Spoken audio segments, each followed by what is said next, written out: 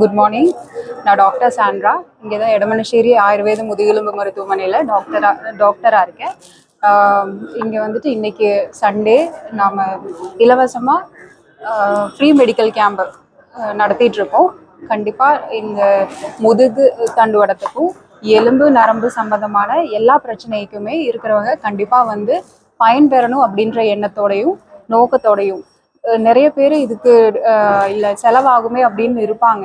அப்போ கண்டிப்பாக அப்படி இல்லாமல் அவங்களோட ஹெல்த்தையும் பார்த்துக்கணும் அப்படின்ற நோக்கத்தோட நாங்கள் இந்த ஃப்ரீ மெடிக்கல் கேம்பு கண்டக்ட் பண்ணிகிட்ருக்கோம்.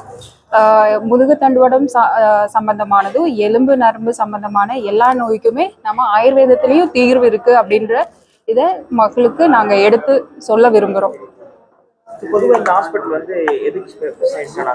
நம்ம ஹாஸ்பிட்டல் வந்து முதுகு தண்டுவடம் ஸ்பைன் இருக்கு இல்லைங்களா, ஸ்பைனும் அப்புறம் எலும்பு நரம்பு எல்லா எலும்பு நரம்பு சம்பந்தமான நோய்க்குமே ஸ்பெஷலைஸாக பார்த்துட்டு இருக்கோம். ஜென்ரல் ட்ரீட்மெண்ட் இங்கே கிடையாது.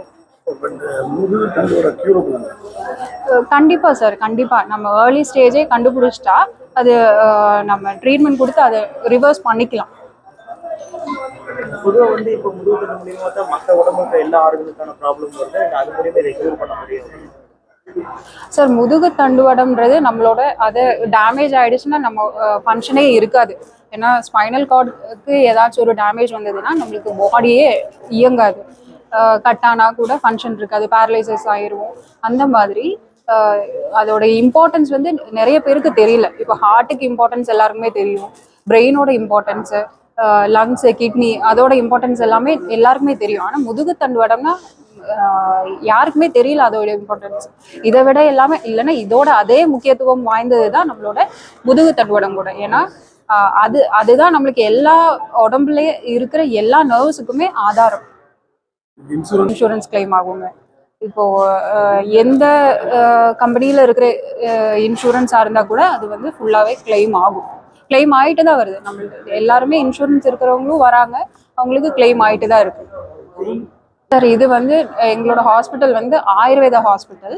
ஆயுர்வேதம்னா நம்ம வந்து சர்ஜரி இல்லாமல் குணப்படுத்துகிற இடம் தான். அப்போது நம்மளுக்கு இங்கே சர்ஜரி இல்லாமல் நம்ம எக்ஸ்டர்னல் ட்ரீட்மெண்ட் கொடுத்து அதோட கொஞ்சம் மருந்தும் கொடுத்து ரெடி பண்ணுற இடம் தான் நம்மளோட ஹாஸ்பிட்டல். சார் அதான் முதுகு தண்டுவடத்தில் என்ன பாதிப்பு இருக்குன்னு ஃபர்ஸ்ட் நாம கண்டுபிடிக்கணும். அதை வந்துட்டு கண்டுபிடிச்சிட்டு அதை நிவர்த்தி பண்ணிக்கலாம்.